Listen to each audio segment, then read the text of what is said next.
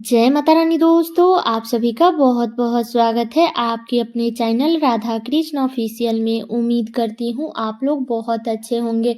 तो ये बताने के लिए कमेंट बॉक्स में जय माता दी जरूर लिखिएगा। तो चलिए दोस्तों, आज हम इस वीडियो में माघ महात्म्य के 19वें अध्याय की कथा सुनेंगे और साथ ही में भगवान विष्णु की कहानी। जब भगवान विष्णु शिव को मुश्किल से बाहर निकाले थे उस समय की कहानी सुनाएंगे।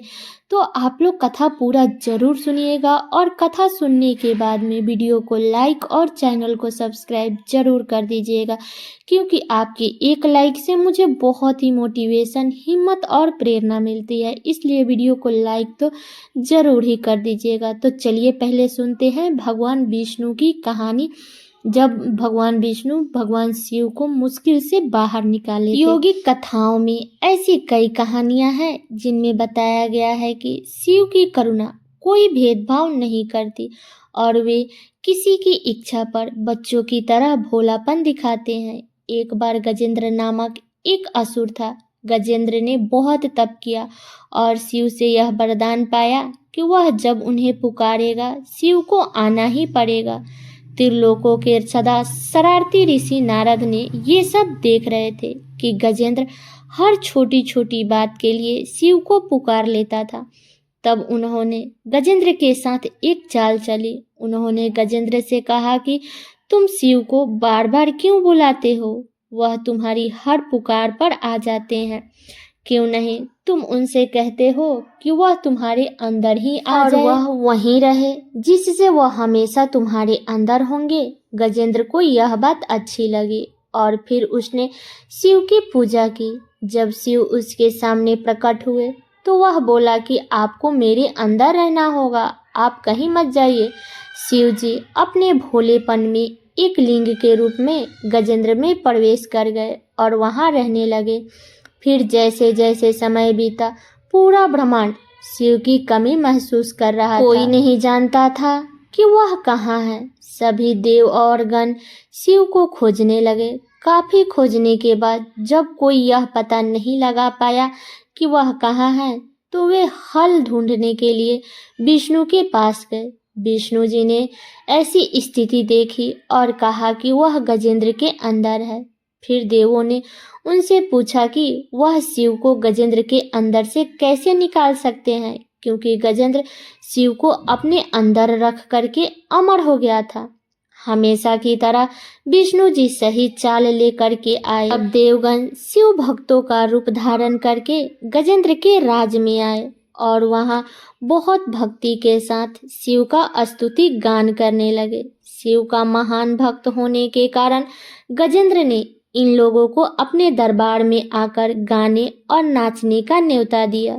शिव भक्त के वेश में देवों का दल आया और बहुत भावनाओं के साथ बहुत भक्ति पूर्वक वे शिव के लिए भक्ति गीत गाने और नाचने लगे।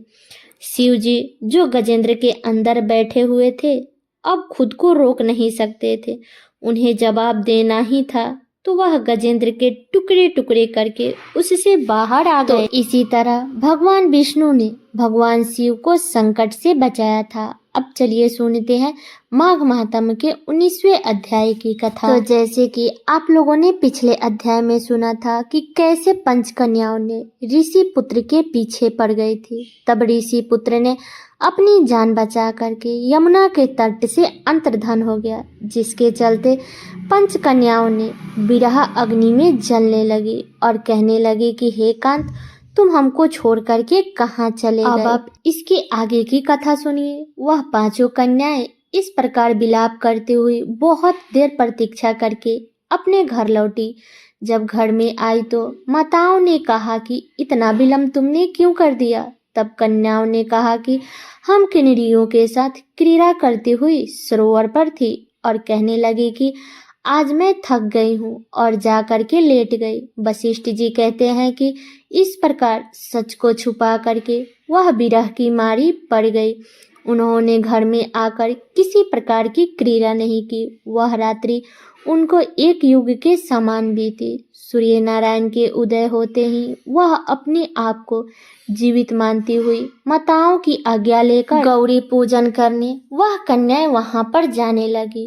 उसी समय ब्राह्मण भी स्नान करने के लिए सरोवर पर आया। उसके आने पर कन्याओं ने वाह वाह किया, जैसे कमलिनी प्रातःकाल सूर्योदय को देखकर कहती है। उसको देखकर उसके नेत्र खुल गए और उस ब्रह्मचारी के पास चली गई। आपस में एक दूसरे का हाथ पकड़कर चारों तरफ से उसको घेर लिया और कहने लगे कि मूर्ख, उस दिन तो भाग गया था, लेकिन आज नहीं भाग सकता। हम लोगों ने तुमको घेर लिया है। ऐसे वचन सुनकर बहू पास में बंधी हुई ब्राह्मण ने मुस्कुरा कर कहा, तुमने जो कुछ कहा सो ठीक है, परंतु मैं तो अभी विद्या अभ्यास और ब्रह्मचारी हूँ। गुरुकुल में मेरा विद्या अभ्यास पूरा नहीं हुआ है। पंडितों को चाहिए कि जिस आश्रम में रहे उसके धर्म का पालन करे। इस आश्रम में मैं विवाह करना धर्म नहीं समझता। अपने व्रत का पालन करके और गुरु की आज्ञा पा करके ही विवाह कर सकता हूँ, उससे पहले नहीं कर सकता। यह बातें सुनकर वह कन्या इस प्रकार बोली जैसे बैसाख मास में कोयल बोलती है। वे कहने लगे कि धर्म से अर्थ और अर्थ से काम और काम से धर्म के फल का प्रकाश होता है। ऐसे ही पंडित लोग और शास्त्र कहते हैं। हम काम सहित धर्म की अधिकता से आपके पास आए हैं, सो आप पृथ्वी के सब भोगों को भोगिए। उस ब्राह्मण ने कहा कि तुम्हारा वचन सत्य है, किंतु मैं अपने व्रत को समाप्त करके ही विवाह कर सकता हूँ, पहले नहीं कर सकता। तब वह कन्याएं कहने लगी कि तुम मूर्ख हो।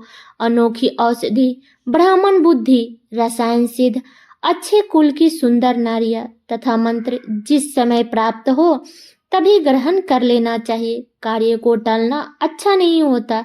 केवल भाग्य वाले पुरुष ही प्रेम से पूर्ण अच्छे कुल से उत्पन्न स्वयं वर चाहने वाली कन्याओं को प्राप्त होते हैं। कहाँ हम अनोखी नारियां और कहाँ आप तपस्वी बालक। यह बेमेल का मेल मिलाने में विधाता की चतुराई ही है।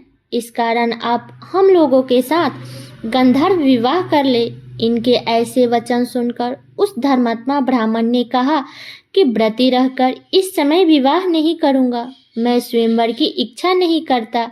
इस प्रकार उसके वचन सुनकर उन्होंने एक दूसरे का हाथ छोड़कर उसको पकड़ लिया। सुशील और सुरस्वरा ने उसकी भुजाओं को पकड़ लिया, सुतारा ने आलिंगन किया और चंद्रिका ने उसका मुख चूम लिया। फिर उसने क्रोधित होकर उनको श्राप दिया कि तुम डायन की तरह मुझसे चिपटी हो, इस कारण तुम पिचासनी हो जाओ। ऐसे श्राप देने पर वह उसको छोड़कर अलग खड़ी हो गई और उन्होंने कहा कि हम निरपराधियों को वृथा क्यों श्राप दिया। तुम्हारी इसी धर्म ज्ञाता पर अधिकार है। प्रेम करने वालों से बुराई करने वाले का सुख दोनों लोकों में नष्ट हो जाता है, इसलिए तुम भी हम लोगों के साथ पिचास हो जाओ। तब वे आपस के क्रोध से उस सरोवर पर पिचास पिचासनी हो गए और बस पिचास पिचासनी कठिन शब्दों से चिल्लाती हुई अपने कर्मों को भोगने लगे। वशिष्ठ जी कहने लगे कि हे राजन, इस प्रकार वह पिचास उस सरोवर के इधर उधर फिरते रहे। बहुत समय पश्चात मुनियों में श्रेष्ठ लोमस ऋषि पौष शुक्ला चतुर्दशी को उस अक्षुध सरोवर पर स्नान करने के लिए आए। जब क्षुधा से दुखी इन पिचासों ने उनको देखा तो उनकी हत्या के लिए गोल बांधकर उनको चारों तरफ से घेर लिया। वेद निधि ब्राह्मण भी वहां पर आ गए और उन्होंने लोमस ऋषि को साष्टांग प्रणाम किया। वे पिचास ऋषि के तेज के सामने ठहर न सके और दूर जाकर खड़े हो गए। वेद निधि हाथ जोड़कर लोमस ऋषि से कहने लगे कि भाग्य से ही ऋषियों के दर्शन होते हैं। फिर उन्होंने गंधर्व कन्याओं और अपने पुत्र का परिचय देकर सब वृतांत सुनाया और कहा कि हे मुनिवर, यह सब ही श्राप मोहित होकर आपके सम्मुख खड़े हैं। आज इन बालकों का निस्तार होगा, जैसे सूर्योदय से अंधेरा का नाश हो जाता है। तब वशिष्ठ जी कहने लगे कि पुत्र के दुख से दुखी हुए वेदनिधि ब्राह्मण के ऐसे वचन सुनकर लोमस ऋषि के नेत्रों में जल भर आया और वेदनिधि से कहने लगे कि मेरे प्रसाद बालकों को शीघ्र समृद्धि पैदा हो। मैं उनका धर्म कहता हूँ, जिससे इसका आपस का ज्ञान विलीन हो जाएगा। वेदनिधि ने क्या कहा, इसके आगे की कथा आप लोग अगले अध्याय में सुनिएगा। तो ये कथा मेरी यहीं तक का था। कैसा लगा ये कथा आप लोग कमेंट करके ज़रूर बताइएगा। चैनल पे नए आए हैं तो सब्सक्राइब कर दीजिएगा, वीडियो को लाइक कर दीजिएगा और वीडियो को शेयर कर दीजिएगा, ताकि हर कोई माघ महात्म के इस 19वें अध्याय की कथा को सुन सके। तो चलिए दोस्तों, मिलती हूँ अगले वीडियो में किसी नए वीडियो के साथ में। तब तक के लिए नमस्कार।